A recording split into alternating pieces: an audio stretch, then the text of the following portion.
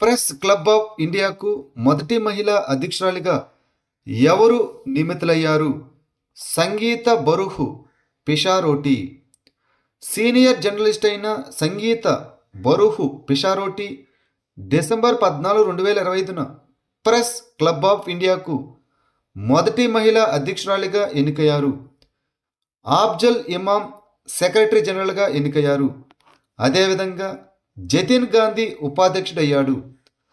అదితి రాజపుత్తు కోశాధికారి మరియు PR Sunil joint సెక్రటరీగా ఎన్నికయ్యారు. ప్రపంచంలోనే మొట్టమొదటిసారిగా ఏ దేశం తన జాతీయ వంటకాలకు యునెస్కో గుర్తింపు పొందింది? ఇటలీ. ఇటలీ తన మొత్తం జాతీయ వంటకాలకు యునెస్కో గుర్తింపు పొందిన ప్రపంచంలోనే మొట్టమొదటి దేశంగా అవతరించింది. యునెస్కో తన అసంపూర్ణ సాంస్కృతిక వారసత్వ జాబితాలో ఇటాలియన్ వంటను చేర్చింది. న్యూఢిల్లీలో జరిగిన 20వ సమావేశంలో యునెస్కో యొక్క అంతర్ప్రభుత్వ కమిటీ అవ్యక్త సాంస్కృతిక వారసత్వాన్ని కాపాడడం ద్వారా గుర్తింపు పొందింది. 2025లో నిర్వహించిన అక్రమ వన్యప్రాణులు మరియు అటవీ వ్యాపారంపై ప్రపంచవ్యాప్త అణచివేత ఏ ఆపరేషన్ కింద జరిగింది? Operation thunder 2025. ఇంటర్పోల్ అనగా ఇంటర్నేషనల్ క్రిమినల్ పోలీస్ ఆర్గనైజేషన్ 2025లో అక్రమ వన్యప్రాణులు మరియు అటవీ వ్యాపారంపై ప్రపంచవ్యాప్తంగా అణచివేతను చేపట్టింది. ఈ అణచివేత ఆపరేషన్ థండర్ 2025 అని పిలువబడింది. అధికారులు ఏనుగు దంతాలు, ఖడ్గ మృగాల కొమ్ములు, పాంగోలిన్ పొలుసులు, సరీసృపాలు, పక్షులు, కీటకాలు, మొక్కలు మరియు అక్రమ కలపను స్వాధీనం చేసుకున్నారు. హస్తకళ సంప్రదాయాలు మరియు వ్యవస్థాపకత గురించి అవగాహన పెంపొందించడానికి జౌళి మంత్రిత్వ శాఖ ఇటీవల ప్రారంభించిన ఇనిషియేటివ్ పేరు ఏమిటి? చౌపాల్ కార్యక్రమం. జాతీయ హస్తకళల వారంలో భాగంగా జౌళి మంత్రిత్వ శాఖ దేశవ్యాప్తంగా న్యూఢిల్లీలో చౌపాల్ కార్యక్రమాన్ని ప్రారంభించింది. ఈ కార్యక్రమం హస్తకళ సాంప్రదాయాలను ప్రోత్సహించడం, వ్యవస్థాపకతను నిర్మించడం మరియు జాతీయ హస్తకళల అభివృద్ధి కార్యక్రమం కింద స్థిరమైన హస్తకళ సమూహాలను ఏర్పాటు చేయడం లక్ష్యంగా పెట్టుకుంది. భారత నావికాదళంలో స్వదేశీ పరిజ్ఞానంతో పెంపొందించబడిన తొలి డైవింగ్ సపోర్ట్ క్రాఫ్ట్ పేరు ఏమిటి? DSC-A20. భారత నావికాదళం దక్షిణ నేవల్ కమాండ్ ఆధ్వర్యంలో కొచ్చిలో డైవింగ్ సపోర్ట్ క్రాఫ్ట్ అనగా DSC-A20ను ప్రారంభించనుంది. ఈ DSC-A20 అనేది భారత నావికాదళం కోసం స్వదేశీగా రూపొందించబడిన మరియు నిర్మించిన డైవింగ్ సపోర్ట్ క్రాఫ్ట్ సిరీస్లో ఉన్నటువంటి మొదటి నౌక. ఇది కోల్కతాలోని మెస్సర్స్ టిటాగఢ్ రైల్ సిస్టమ్స్ లిమిటెడ్ నిర్మిస్తున్నటువంటి 5 DSCల శ్రేణిలో ప్రధాన నౌక. ఈ నౌక తీర ప్రాంత జలాల్లో తనిఖీ, రక్షణ మరియు మద్దతు మిషన్లతో సహా విస్తృత శ్రేణి డైవింగ్ మరియు నీటి అడుగున కార్యకలాపాల కోసం రూపొందించబడింది. ఇటీవల వార్తల్లో కనిపించిన man portable air defence systems అనగా మ్యాన్ ప్యాడ్స్ ఏ రకమైన క్షిపణి? ఉపరితలం నుండి గాలికి క్షిపణి వ్యవస్థ అనగా surface to air missile. Subsonic cruise క్షిపణుల నుంచి పెరుగుతున్న ముప్పుకు ప్రతిస్పందనగా భారత సైన్యం తక్కువ ఎత్తులో ఉన్న వాయు రక్షణ సామర్థ్యాలను బలోపేతం చేయడానికి దాని man portable air defence systems అనగా మ్యాన్ ప్యాడ్స్ను తిరిగి ఉపయోగించడం ద్వారా గణనీయమైన వ్యూహాత్మక మార్పును చేపడుతోంది. ఈ మ్యాన్ ప్యాడ్స్ అనేది పోర్టబుల్ ఉపరితలం నుంచి గగనతలానికి క్షిపణి వ్యవస్థలు. ఈ వ్యవస్థలను సాధారణంగా షోల్డర్ ఫైర్డ్ యాంటీ ఎయిర్క్రాఫ్ట్ క్షిపణులు అని పిలుస్తారు. చరిత్రపూర్వ అగ్ని తయారీకి సంబంధించిన పురాతన ఆధారాలను శాస్త్రవేత్తలు ఇటీవల ఏ దేశంలో కనుగొన్నారు? ఇంగ్లాండ్. ఇంగ్లాండ్లో చరిత్రపూర్వ మానవులు అగ్నిని తయారు చేశారనే పురాతన ఆధారాన్ని శాస్త్రవేత్తలు కనుగొన్నారు. ఈ ఆవిష్కరణలో వేడి చేసిన బంకమట్టి, వేడి పగిలిన చెకుముకి రాయి, హ్యాండ్ యాక్స్లు మరియు 2 ఇనుప పైరేట్ ముక్కలు ఉన్నాయి. ఇది అగ్ని ఉత్పత్తిని సూచిస్తుంది. వంట, వెచ్చదనం, రక్షణ మరియు సాధన తయారీకి అగ్నిని నియంత్రణగా ఉపయోగించడం చాలా అవసరం కాబట్టి చరిత్రపూర్వ మానవుల అధునాతన మనుగడ నైపుణ్యాలు మరియు అభిజ్ఞ అభివృద్ధిని ఈ పరిశోధనలు హైలైట్ చేస్తున్నాయి.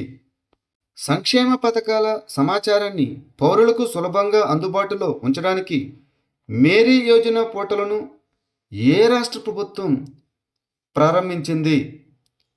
ఉత్తరాఖండ్. డిసెంబర్ 2025లో ఉత్తరాఖండ్ ముఖ్యమంత్రి పుష్కర్ సింగ్ ధామీ డెహ్రాడూన్లో మేరీ యోజన పోర్టల్ను ప్రారంభించారు.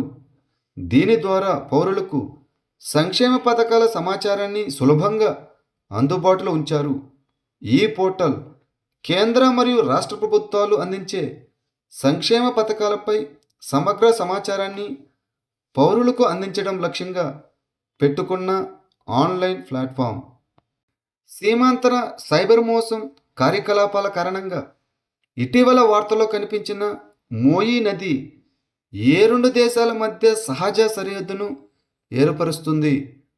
థాయిలాండ్ మరియు మయన్మార్.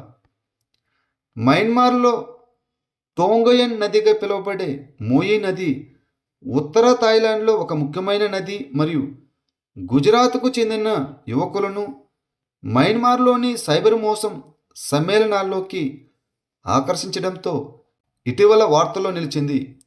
ఇది సాల్విన్ నదికి ఉపనది.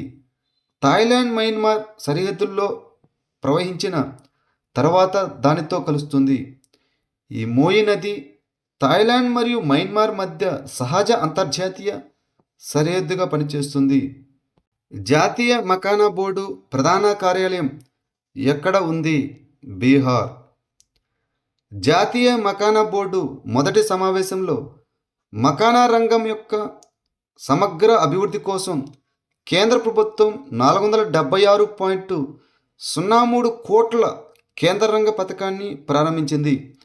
భారతదేశ మకానా పరిశ్రమను ఆధునీకరించడం మరియు బలోపేతం చేయడం లక్ష్యంగా 2025-26 కేంద్ర రంగ బడ్జెట్లో ప్రకటించిన విధంగా జాతీయ మకానా బోర్డు స్థాపించబడింది. ఈ బోర్డు యొక్క ప్రధాన కార్యాలయం బీహార్లోని పూర్నియాలో ఉంది. ఇది మకానా సాగుకు ప్రధాన కేంద్రంగా ఉంది. ఏ రాష్ట్ర ప్రభుత్వం కమ్యూనిటీ ఆధారిత కొలత, నివేదన మరియు ధృవీకరణ వ్యవస్థను ప్రారంభించింది? తమిళనాడు. ప్రజల నేతృత్వంలోని వాతావరణ నిఘా ఉద్యమాన్ని రూపొందించడానికి వాతావరణ చర్య మరియు నిర్ణయం తీసుకోవడంలో అట్టడుగు స్థాయి భాగస్వామ్యాన్ని బలోపేతం చేయడానికి తమిళనాడు కమ్యూనిటీ ఆధారిత కొలత, నివేదిక మరియు ధృవీకరణ వ్యవస్థను ప్రారంభించింది. దండామి మారియా తెగ ప్రధానంగా ఏ రాష్ట్రంలో కనిపిస్తుంది? ఛత్తీస్గఢ్. జగదల్పూర్లోని జూడియాపారాలో ఇటీవల జరిగిన గ్రామ ఉత్సవంలో దండామి మాడియా తెగ సభ్యులు సాంప్రదాయ బైసన్ హార్న్ మారియా నృత్యాన్ని ప్రదర్శించారు. బైసన్ హార్న్ మారియా లేదా కల్పత్ మారియా అని కూడా పిలువబడే దండామి మారియా తెగ ఛత్తీస్గఢ్లోని ఒక ప్రముఖ గిరిజన సమాజం. ఈ తెగకు దాని పేరు అడవి దున్న కొమ్ములను పోలి ఉండే విలక్షణమైన ఆచార తలపాగా నుండి వచ్చింది. దీనిని ప్రధానంగా ఆచారాలు మరియు పండుగ సందర్భాల్లో ధరిస్తారు. చక్రశిల వన్యప్రాణుల అభయారణ్యం ఏ రాష్ట్రంలో ఉంది? అస్సాం. చక్రశిల వన్యప్రాణుల అభయారణ్యం అస్సాంలోని కోక్రాఝర్ మరియు ధుబ్రీ జిల్లాలో ఉంది. ఈ అభయారణ్యం అంతరించిపోతున్న గోల్డెన్ లాంగూర్ యొక్క 2వ రక్షిత ఆవాసంగా ప్రసిద్ధి చెందింది. చక్రశిల వన్యప్రాణుల అభయారణ్యంలో కమ్యూనిటీ నేతృత్వంలోని పరిరక్షణ కార్యక్రమాలు ఇటీవల అడవి తేనెటీగల కాలనీలను పునరుద్ధరించడంలో విజయవంతమయ్యాయి. డిసెంబర్ 2025లో భారతదేశ ఉపాధి అవకాశాలు, ఉద్యోగాలకు మార్గాలు అనే నివేదికను ఏ సంస్థ విడుదల చేసింది? National council of applied economic research NCAER.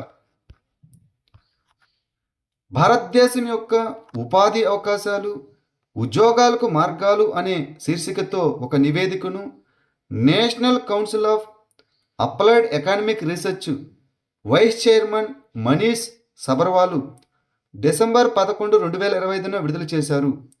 భారతదేశంలో ఉద్యోగ సృష్టికి నైపుణ్యం మరియు చిన్న సంస్థలు అత్యంత కీలకమైన చోదక శక్తి అని నివేదిక హైలైట్ చేసింది. రాటిల్ జల విద్యుత్ ప్రాజెక్టును ఏ నదిపై నిర్మిస్తున్నారు? చీనాబ్ నదిపై. రాటిల్ జల విద్యుత్ ప్రాజెక్ట్ అనేది జమ్మూ అండ్ కాశ్మీర్లోని కిశ్త్వార్ జిల్లాలోని చీనాబ్ నదిపై అభివృద్ధి చేయబడుతున్న 850 మెగావాట్ల రన్ ఆఫ్ రివర్ జల విద్యుత్ ప్రాజెక్టు. ఈ ప్రాజెక్టును రాటిల్ జల విద్యుత్ కార్పొరేషన్ లిమిటెడ్ అమలు చేస్తున్నది. పూర్తయిన తర్వాత ఈ ప్రాజెక్టు ఏటా సుమారు 3137 గిగావాట్ల విద్యుత్తును ఉత్పత్తి చేస్తుందని, ఇది ప్రాంతీయ విద్యుత్ సరఫరాకు గణనీయంగా దోహదపడుతుందని భావిస్తున్నారు.